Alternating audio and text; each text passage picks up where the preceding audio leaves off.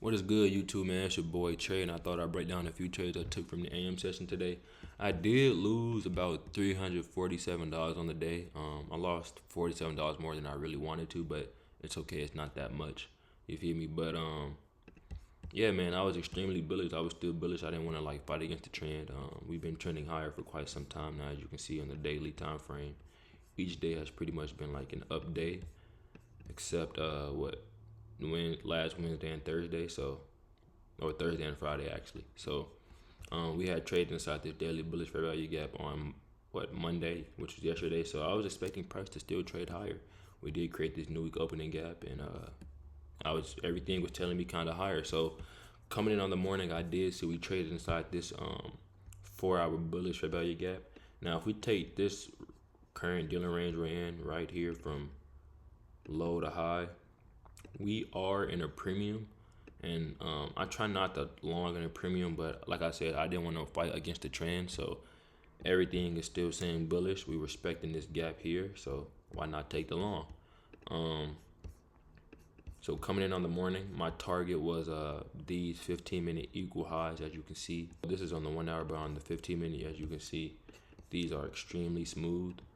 So that was my drawn liquidity for the morning. I did see on the 30-minute time frame we inverted this fair value gap here at 6:30 a.m. But where I went wrong was seeing at 9 a.m. we went from inversion back to we reclaimed it as bearish. And like I said, I wanted to see the London lows get taken, and then we can head for the buy side here. But as you can see, we haven't even got there yet. So I might have just been wrong on the day. So yeah, man. So this became reclaimed. I reclaimed bearish fair value gap. Like I said, I still wanted to see the London lows get swept, which they did, and it all happened in one 15-minute candle at the 9:30 opening. So once I seen that happen, I'll show you guys what I did and what I seen. So after seeing price take out that sell side here, right? This was that London low. This is just on my Top Step account. This is still that same low, right? See this wick here at 9:35, right? This is that low here. So price swept that low. We inversed this fair value gap, and we had a change in the step delivery. Now I went long once I seen price pull back into this bullish 15-second fair value gap. So I took my entry there and put my stop loss below the order block low. We were also below the midnight opening price, so everything aligned perfect for me. This was like an A+ model, but the only thing that I could say I could be a little bit better at is waiting for like a higher time frame model to form. The 15-second is cool, but if you I would rather want to see it on like the 30-second or the 1 minute, especially out the gate at the opening bell. So I targeted the highs, and like I said, this was a pretty solid setup though. The model was there, it was clear. We were below the midnight opening. We had trade inside a higher time frame fair value gap. We took out the sell side and everything was clear, but price ended up hitting my stop loss, and I think I lost about 174 on that trade. So I decided to wait and wait a little minute and wait for something on the 1 minute to form, and it actually did. It actually did form on the 1 minute, but I'll explain to you guys where I went wrong with it. So after seeing price trade lower, right, once more, we traded lower with this move lower. So this is that manipulation leg here. We took out the sell side. What did price do? We respect the consequent encroachment of the new week opening gap, staying in the upper portion. We have a change in the step delivery, and we inverse another fair value gap. I'll just drag it out, and you can see how price uses that gap to deliver higher. So this becomes that change in the step delivery here. And this is the bullish inversion of fair value gap. So I'll just right now, price created a dealing range, and a dealing range is when the market has taken liquidity on both sides of the marketplace. So we took out the buy side there, and we took out the sell side here. So price traded lower once more. We traded higher, changing the step delivery here at 9:52, which is when the macro unfolds. So the macro started at 9:50 to 10:10. I thought the macro was really going to deliver us higher, but it just kind of stayed choppy. So we got the change in the step delivery. We had the inversion fair value gap. And now at the time, I was also considering this a change in the step delivery as well.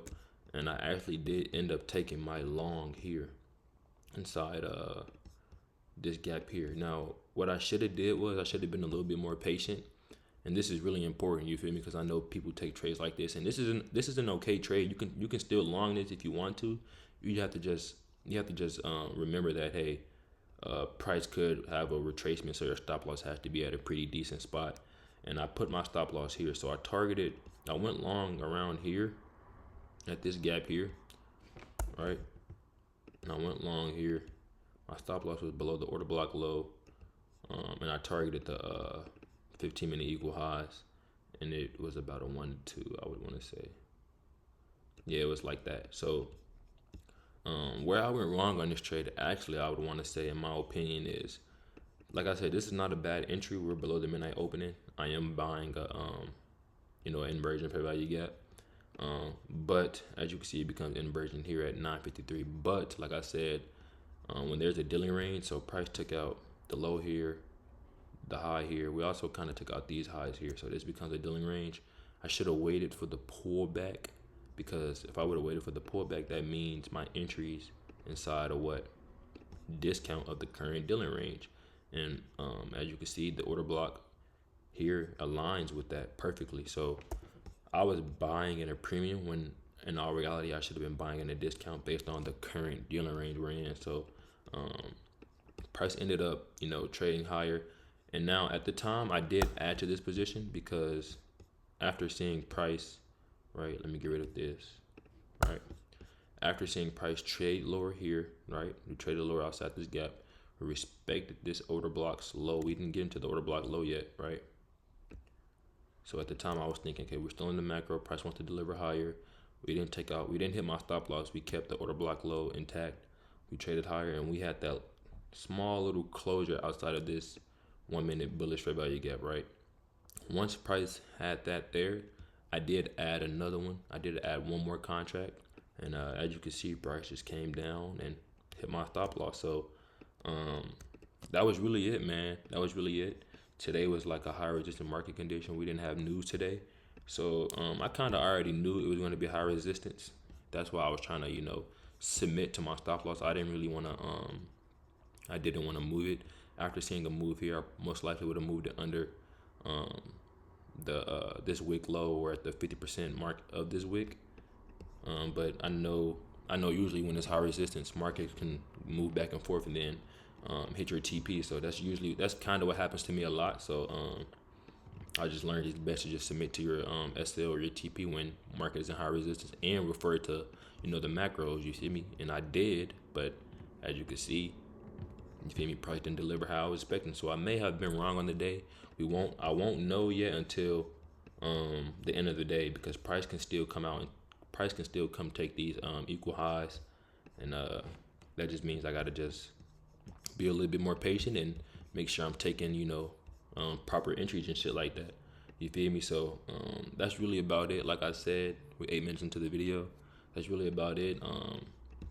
I took the long here, and then I ended up taking, as you can see, the long here. If I go to the 1 minute time frame, my entry was here with this candle instead. So I actually did get inside this bullish fair value gap. Matter of fact, I didn't take it here like I thought I did. I actually ended up taking it here inside this bullish fair value gap, and I added one more, like I said, here with this candle once price closed outside of it, as you can see, and then price just came down to hit my stop loss. So that's really pretty much it, man. I stuck to my trading plan, stuck to my rules. It just happens, man. It happens.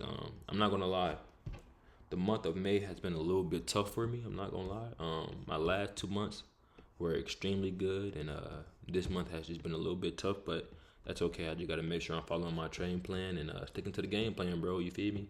Sticking to the game plan and being disciplined. So that's really pretty much it, man. Learning from your mistakes, learning from my mistakes, and just moving forward, bro. I appreciate y'all, like I said, for 600 subs, and 700's on the way, and we're gonna keep grinding nice and slow. We're gonna go at our own pace. We're not in the rush for anything, and everything just gonna play out in divine order, bro. So like I said, if you're new to the channel, make sure you leave a like, make sure you subscribe, make sure you comment. It's your boy Trey, and I'm out, man.